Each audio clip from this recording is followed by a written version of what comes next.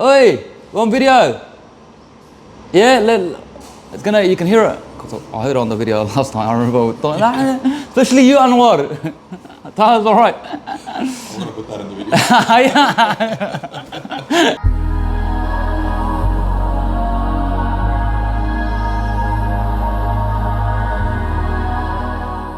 Assalamu alaikum guys, it's Hellal. I am the owner of Egg Hut, but we've rebranded to Crave Hut now. Alright, let's start from the start. So where did Egg Hut come from? So initially the whole idea, the concept, where it came from was from Korea. So basically it was a last minute trip to Korea. I was with a friend who was competing in the UFC, and this was back when I wasn't working. I had left plumbing. I started my MMA career. And I just tagged along for the experience, and basically whilst we were there, we were looking for halal food, and I stumbled across this egg place. And mind you, I didn't even like egg back then. I never even ate egg. I wasn't a fan of it. Anyway, we stumbled across this egg place, and it just had thick bread, and the bread would just melt in your mouth.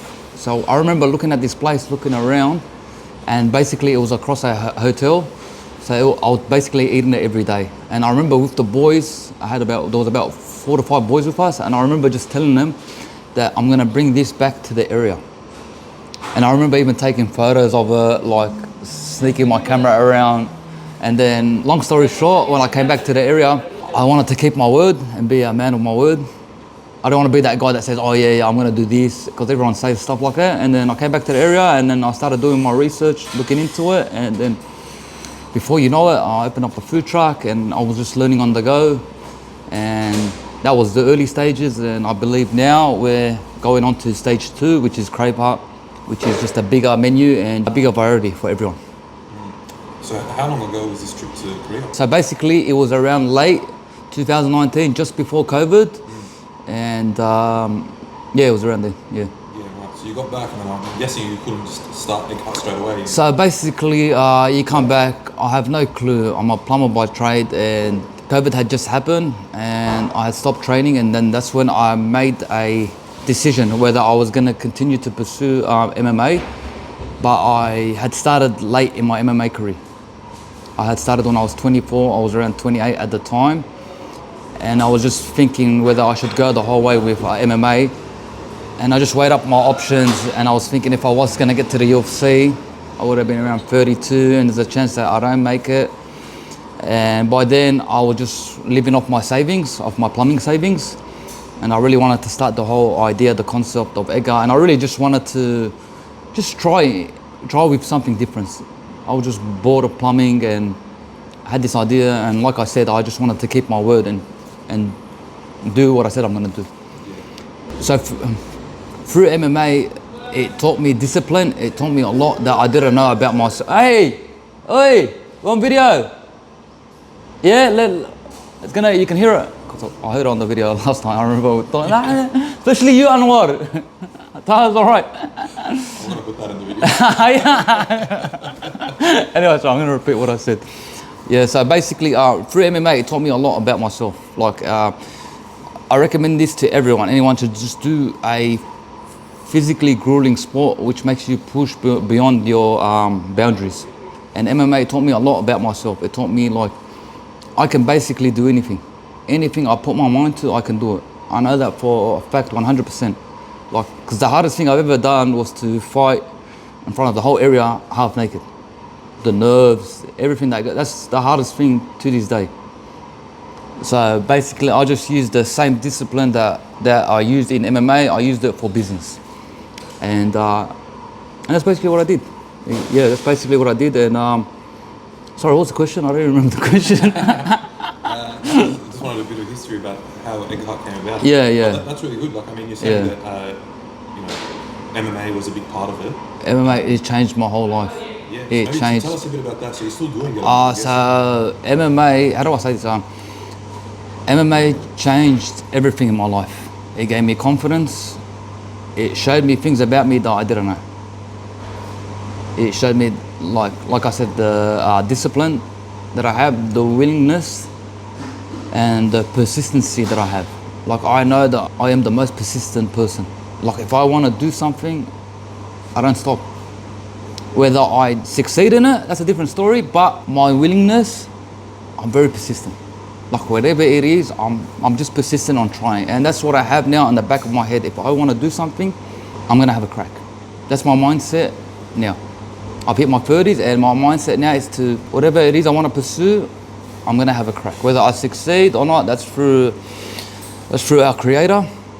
But my willingness to just try and have a crack, whatever it is.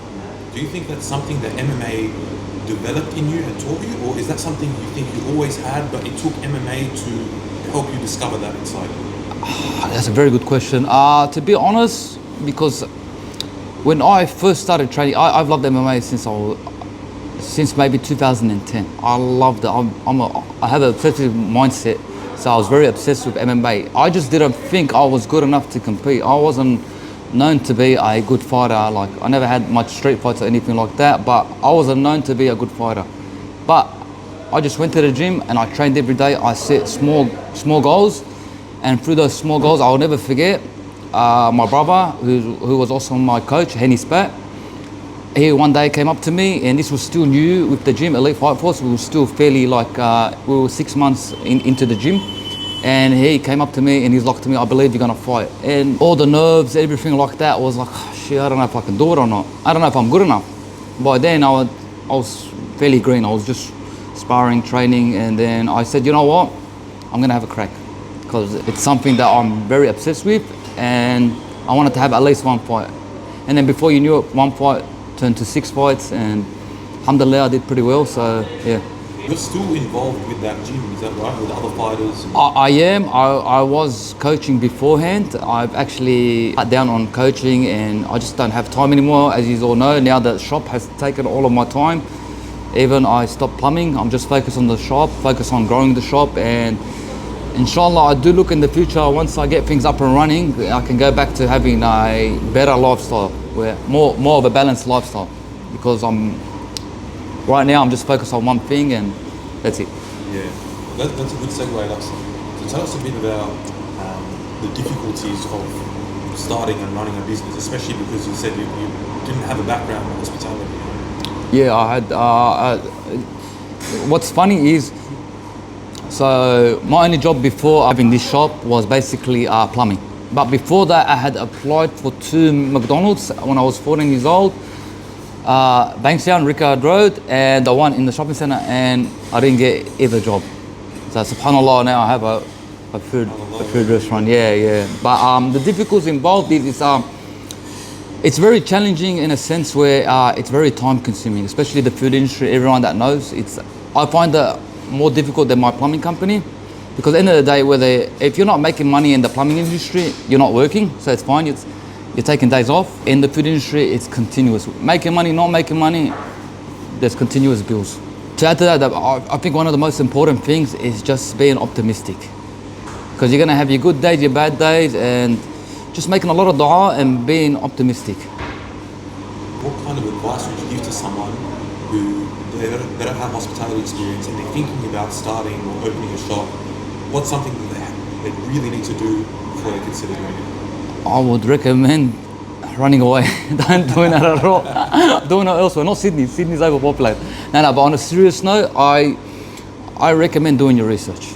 Honestly, like a lot of people don't, what's the word I'm looking for? A lot of people don't utilize the internet. Like you have these days, you have YouTube, you have AI, and it's very easy to do your research. It's very easy to learn things. You got your social media, look at things, come up with ideas, write down your goals, and just be persistent. Consistency is key, but at the same time, have your main goal, but also have smaller goals you want to achieve. And then, even if you write it down, I write down things just on the daily, stuff that I need to do daily, and there's a sense of appreciation when I tick it off. So if you do that with your goals, you would see, okay, you've actually come a long way. So from when we first started to now, we've came a long way, alhamdulillah. That's a really good strategy, writing things down. Yeah, even just small goals. Doesn't even have to be in the food industry, whatever it is, pull small goals that lead up to your big goal. Because if you look at the big goal, it's so far away, and it's like, oh, it's gonna take forever. And a lot of people quit before they even start. because it's like, it's too far. On one weekend, it's too far. But if you set small goals, it's a lot more easier to achieve or to get to that big goal. I want to ask you something about your concept in particular. So you started as Egg Hut, now you're Crave Hut. It's always very hard and commendable that you found your niche and you're trying to do something that no one around here is doing. Yeah. How hard is it to try and introduce a new concept to the people so they can give it a try and start to like it? Okay, so it's difficult, but at the same time, it's a lot easier to promote because everything's online these days, social media, and everyone's got burgers and whatnot. My Toasties is very easy to promote just based on the looks of it because everyone knows you eat with your eyes before you actually eat with your mouth. So in that sense, it's easier to promote, but at the same time, it's something different and it's something that you need people to get used to eating daily. Like burgers is something you can eat daily. So I'm trying to incorporate these Toasties, these style Toasties, something on the daily, something you're trying to crave every single day. What kind of strategies are you kind of using to do that? I've got a social media team now, so hopefully that's helping. So basically our strategy is, it's not just for my business, it's for any food business or any type of business. It's two things. It's number one, you need to give quality food and you need to keep your customers happy and keep your views at an all-time high. So they're the main two key ingredients. And obviously, like we got dua and asking Allah to make our business successful and whatnot. But they're the main two ingredients. Is just any customer that comes in, try to smile, try to keep them happy, and the food, make sure it's quality food, and just make sure the boys are like keeping track of everything. Like everything is systematic, and make sure they're following the system. Yeah. That's really important. Yeah. A lot of people in business, they don't realise the importance of systems. Systems Yes. make or break everything. Yeah, and especially system is very. I was actually speaking to someone from McCain about this, and he gave me a few good points. As the system is always good as well. So if you get new workers, there's a system in play, and they follow the procedure. Where if you don't have a system, you're going to rely on your workers teaching this worker, and it's just all over the place. Now tell me a bit about, so you were doing Egg Hut, and we tried them, we love your Toasties. What made you decide that you want to, transform to Crave Hut and broaden your menu? Okay, so number one, Egg Hut, I feel, has limited myself with the name. A lot of us that know us for our Toasties, but we also got more popular ones are the Berlin Toastie, we got the beef Sanga. So I didn't want to limit ourselves with just egg. That's why I rebranded, and now it's Crave Hut, because now it's all your cravings in one place. And so basically now we have, which I'm just trying to cater for everyone, because you know when you have 2-3 friends and they want to go somewhere and they're thinking, I feel like desserts, I feel like food, I feel like burgers, I feel like juices. I'm just trying to incorporate it all in one place, but at the same time, I don't want to lose quality in things, because that's what happens when you start adding too much things, you lose quality. So I am still focused on bringing the best quality to each individual item. Okay, so with the new Crave Hut, what else do we have on the menu apart from Toasties? Okay, so at the moment we do have smash burgers. I've just recently added the Zinger style burger as well. We got our Zinger tenders. We got acai. I'm just following the trend like everyone else. We are doing mini Dutch pancakes. We got our fresh juices, which are actually selling very good at the moment. We got premium coffee. I can't mention the brand name because they don't allow me to, but it's premium coffee. And just lots of things. We're adding our healthy options. A lot of people for years have been asking me about gluten-free, so I'm looking at that as well. Gluten-free bread to add to our menu, and just pastries, smaller things. So it's kind of like a cafe / fast food restaurant, and I'm just trying to cater the daytimes because I'm in the industrial area, but at the same time I am catering for nights as well, because the area I'm at now, at nights there is a lot of parking. There's a nice outdoor area. It's nice and cozy. It's got a family-friendly look, so I'm just trying to cater for everyone, and yeah. That's right, there's plenty of seating, plenty of parking. Are you open every night or just? So at the moment I am open 7 days a week. We are mainly in the daytimes. We open in the evenings from Friday, Saturday, Sunday. I am planning in the future to extend the evenings on later days, but at the moment I'm just focused on these 3 nights, until that starts building up, and then I'll start eventually adding more days in. And I just recommend anyone that's looking up Crave Hut just to go on Google Maps, because the hours are all over the place and people get confused. So Google Maps has all the updated hours. And we'll make sure they're updated on the Alkasa app as well. Yeah. All right, so my next question for you is, what's your favorite toasty you have on your menu? Honestly, this is a new toasty. I didn't mention it, but this is a new toasty we just added this week. And honestly, I'm absolutely in love with this toasty, and I feel it's going to do very well. It's the kifta toasty. It's got hummus, it's got Lebanese pickles, it's got a bit of aioli. It just melts in your mouth with that brioche bread. Yeah, alhamdulillah. Lebanese barbecue mixed with the... Yeah, it goes well. Something different as well. So a lot of people, they just talk about business or just food, but the whole point is... I'm being honest, man. Wallah Azim, I'm not lying. Yeah, of course. I grew up a very shy kid. Yeah. Everything you see me doing and think is not me as a child. I was too much, like, I've always had friends in that, but in terms of yani being out there, and it changed my life, because I was a shy kid inside. I never tried. I didn't have that mentality to try. Wallah, it's just like, it's better just to be like, I was more like, just keep quiet. Like, I had friends in that, but I was to myself, and I didn't try it. I was scared, bro. Everyone's scared of failure. Scary failure. Everyone's scared to do. Business is hard. Scared to just go do something. But one thing, if I could add, I just don't want to be old and be like, oh, I should have done this. I should have done EGA. I should have fought in MMA. That's what scares me now. I'm scared to actually, like, later down the track, I should have done this, or I had this idea but I didn't do it. So I'm just trying. What's the worst that happens? I lose money. I go back to working again. We live in a country that's, I don't see anyone on the street, so it's not that bad. You know what I mean? That's right. You know, and just by the will of Allah, make dua and make it easy, and whatever's meant to happen, that's the qadr of Allah. We accept it, and that's it. That's such a beautiful mindset. And also, well, if I can add something as well, for people that like overthink a lot, business is good for them. Because if you're someone that has too much free time, mentally that stuffs you up.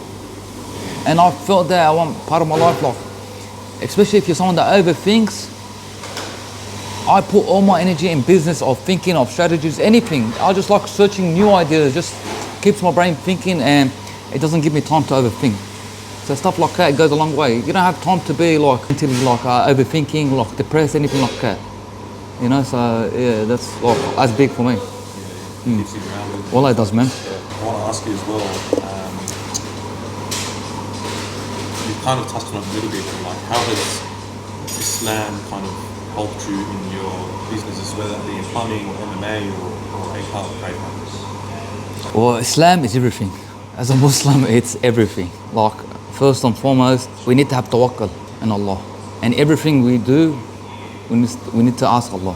Whether it's through making dua, istikhara, anything we do, we should always ask Allah and ask for guidance. And basically, the qadr of Allah is that whatever happens, we say Alhamdulillah. Whether we succeed, we don't succeed, whether we have a car accident, whatever it is, it's just a mindset. Our deen is a mindset, it's a lifestyle, and it's basically, it's everything. If you don't have it, or you don't use it for the right reasons, then what's the point? What's the point of doing anything? You know?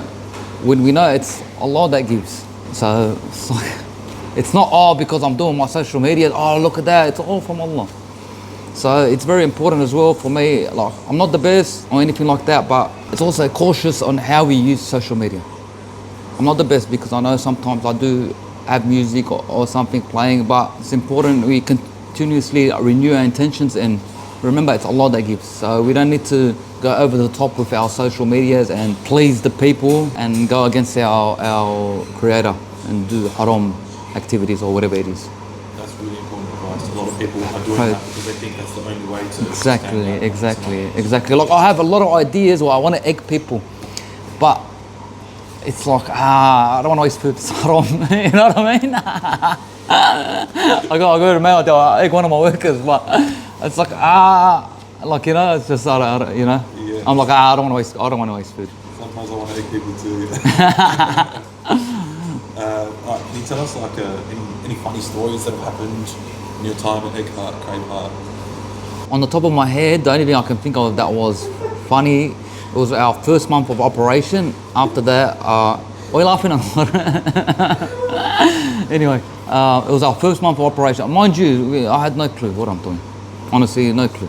I was learning on the go, and then I thought I would decide to. It was Ramadan, so after that I decided to do the Eid Festival, the one in Bankstown. It's one of the biggest events. I think it's probably just under the Easter show. There's about 30,000 to 40,000 people there, and we went there, and no preparation, nothing, and it was just like upside down. Everything was upside down. We went there and I had like 5 boys, and we had no clue what we were doing. And there was like an hour line, and there was another hour wait for the food.